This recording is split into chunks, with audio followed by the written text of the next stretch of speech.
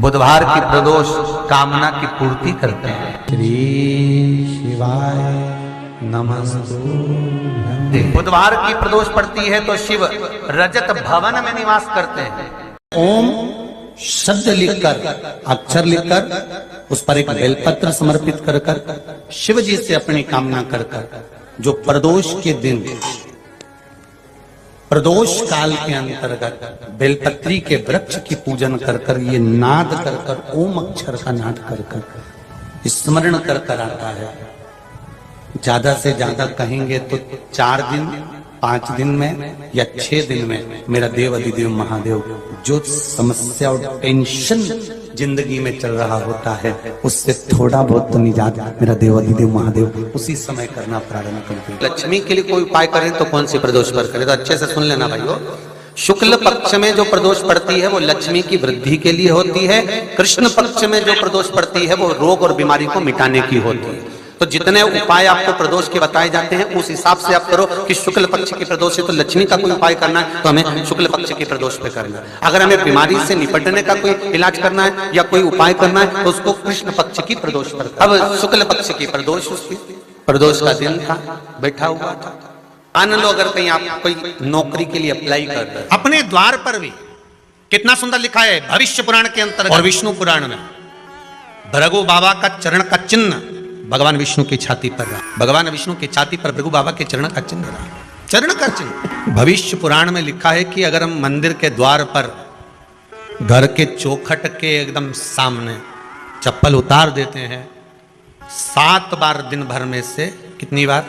7 बार विष्णु पुराण कहती है ऐसा कोई दिन नहीं होता जिस दिन दरवाजे पर 7 बार लक्ष्मी आकर खड़ी नहीं होती हो।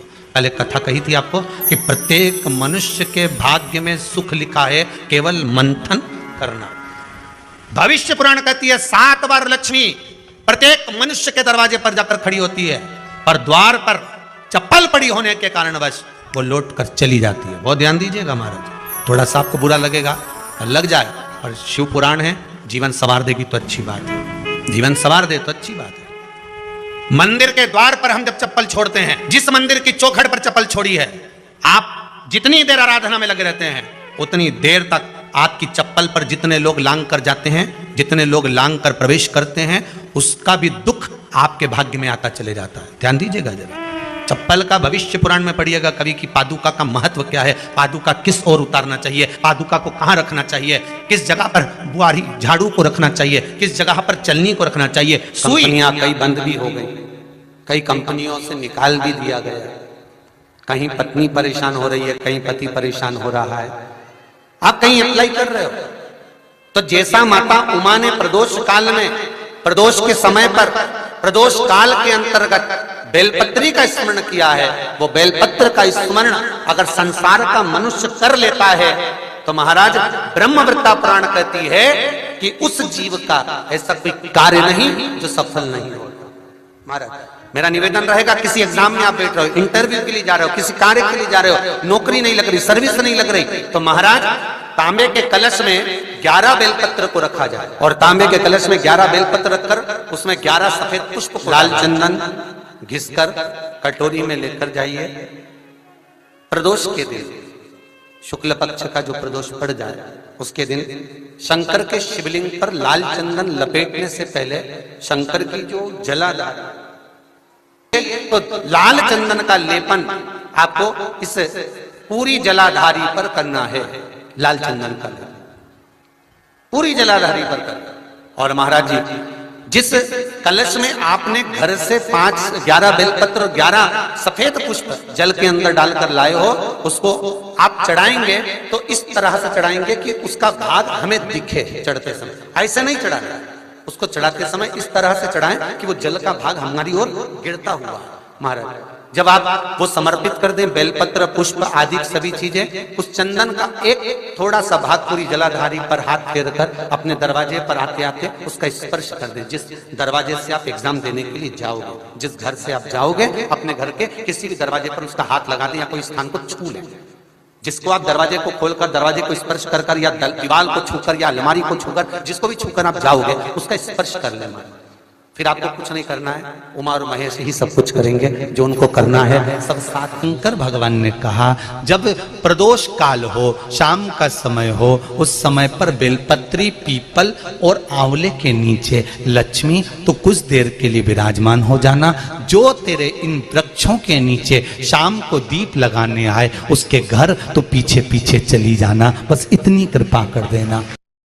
जिस प्रदोष व्रत का हम वर्णन करते हैं, जिस प्रदोष के दिन का आपको बधाई कल हमने दी थी कि प्रदोष की आपको बधाई हो, प्रदोष शाम का जो समय होता है, प्रदोष काल जो होता है, उसका वर्णन जब हम करते हैं, ये प्रदोष की पूजन का विधान किसने बनाया, ये प्रदोष की पूजन का नियम किसने बनाया, ये प्रदोष की संध्या काल का, प्रदोष के समय का पूजन का विधान कौन बनाया, ये प्रदोष के समय पर एक बेलपत्र चढ़ाने का विधान किसने बनाया, प्रदोष के समय पर एक समीपत्र चढ़ने का विधान किसने बनाया, प्रदोष के समय पर अगर मान लो कोई भिखारी से भिखारी व्यक्ति भी है जो ठेला चला रहा है, उसके पास में खाने के लिए कुछ नहीं है, फटे कपड़े पहन रहा है, उसकी जिंदगी में कुछ भी नहीं बचा और कर्जे में लदालूम हो गया, एक चावल का दाना अगर वो प्रदोष के दिन, प्रदोष काल में शाम के समय पर शंकर के शिवलिंग पर चढ़ा देता है तो 3 या 4 प्रदोष में उसका कर्जा चुकना प्रारंभ हो जाता है। प्रदोष का विधान, इतना ये प्रदोष का वर्णन करा किसने, इतना प्रदोष की महत्वता बताई किस, कौन करे इतना वर्णन।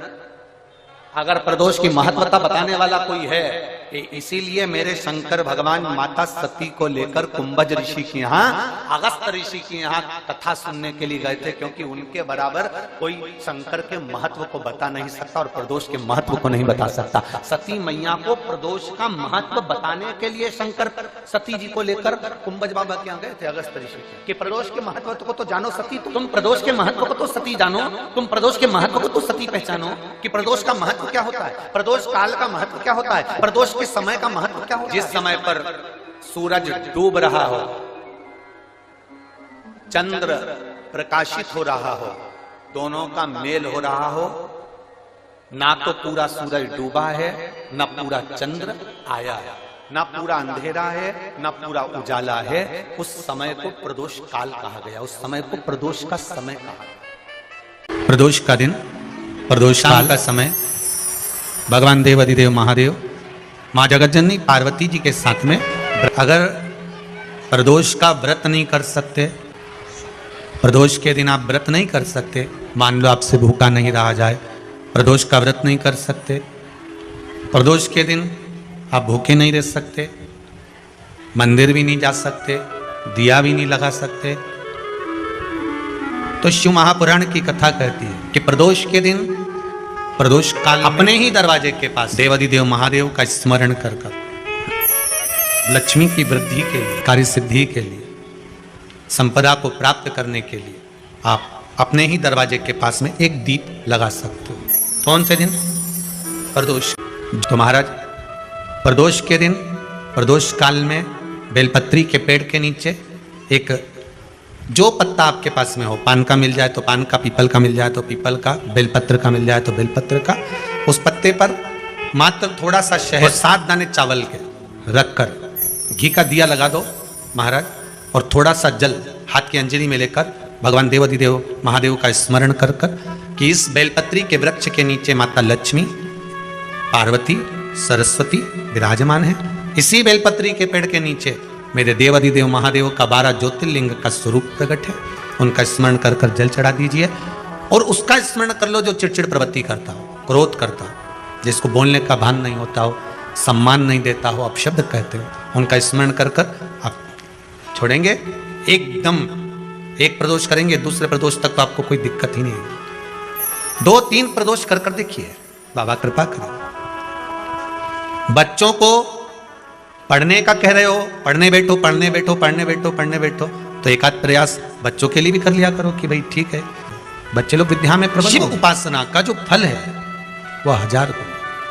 पहले भी कथा में काज फिर कहते हैं, शिव मंदिर में जल बाद में चढ़ाना, शंकर के मंदिर में जाकर पंचामृत स्नान बाद में कराना, शंकर जी के मंदिर में जाकर पूजन बाद में करना, पहले थाली एक और रखकर शिव मंदिर में झाड़ू, पोछा या जो बेलपत्री, निर्माल्य जो भी रखा हो, उतरा हुआ सामान, उसको भरकर कहीं एक और जहां मंदिर वाले रखते हो वहां ले जाकर रख दो, झाड़ू पोछा एक बार जरूर। पूजन करने से पहले सबसे पहले सफाई का ध्यान रखो। और एक विश्वास रखना, आप मंदिर की सफाई नहीं कर रहे, फिर निवेदन करूंगा आपको, आप मंदिर की झाड़ू नहीं लगा रहे हो, आप मंदिर की सफाई नहीं कर रहे हो, आप मंदिर में पोछा नहीं लगा रहे हो। जितना हाथ आप मंदिर में फेर रहे हो सफाई के लिए, उतना आपके जीवन में जितना दुख है, जितनी तकलीफ है, जितना कष्ट है, जितनी बीमारी है, उस पर हाथ फेर रहे हो, मंदिर में नहीं फेर रहे हो। नहीं तो सारी दुनिया में जितने मंदिर हैं, सारे मंदिरों में ट्रस्टियों ने कुछ ना कुछ लगा के रखा है। स्वीपर आता है, साफ करके जाता है, ये आएगा सफाई कर जाएगा, पंडित जी होंगे तो बुआरी लगा देंगे, पंडित जी होंगे सफाई कर देंगे। उन्होंने तो पंडित जी को बोल के रखा है कि साफ कर दो, पंडित जी करते भी हैं, पर पहला फर्ज आपका है कि आप मंदिर में आए हो तो पहले आप सफाई करो। क्यों? क्योंकि हम उसका द्वार साफ रखें। आज के समय में तो एक नियम हो गया साहब कि मंदिर में जाते हो तो मंदिर के दरवाजे पर चप्पल उतार के जाते हो, नहीं तो शास्त्र रीति तो यह कहती है कि मंदिर में भगवान सामने बैठा है तो उसके सामने चप्पल भी नहीं उतरना चाहिए। तो कई लोग कहते हैं मंदिर के अंदर थोड़ी ना उतार, हम तो जीने से भी बाहर, एकदम गेट के बाहर वहां उतार, पर सामने तो है ना, सम्मुख में तो है। तुम्हारे यहां अगर 4 लोग दिवाली मिलने आते हैं ना, तो तुमने चप्पल रखने का भी स्टैंड बनाकर रखा है, साइड में उतारिए, दिल्ली पर मत उतार देना, थोड़ा साइड में उतारो, सामने से सब आते जाते रहते हैं, सामने उतारो, सम्मुख में क्यों उतार रहे हो? थोड़ा द्वार पे से। अभी तो कुबेरेश्वर धाम में काम चल रहा है, आप लोग जो दान दे रहे हो, आपके दिए हुए दान से निर्माण चल रहा है। अभी तो आप पहनकर जूता चप्पल भी अंदर आ जाते हो, भले दूसरे मंदिरों में चप्पल पहनकर हमने देखा है, आधिकारिक मंदिरों में, ब्रजभूमि पर भी बहुत मंदिरों में लोग अंदर जूता पहनकर चले जाते हैं, पर जब तक बाबा नहीं बैठा तब तक तो आप पहन कर आ रहे हो। जिस दिन बाबा कुबेरेश्वर धाम में आकर बैठ गया, उसके बाद वो दोनों गेट पर चप्पल बाहर ही रहेगी। आओ आप, कंकर से शंकर जब शरीर से लगेगा तब सुख भोगोगे, आनंद भोगोगे, सुख की प्राप्ति। श्री शिवाय नमस्तुभ्यम, श्री शिवाय नमस्तुभ्यम, हर हर महादेव। यह उपाय आप प्रदोष व्रत के दिन जरूर करें। इस उपाय को करने से होगी आपकी हर मनोकामना पूरी। श्री शिवाय नमस्तुभ्यम, श्री शिवाय नमस्तुभ्यम, हर हर महादेव।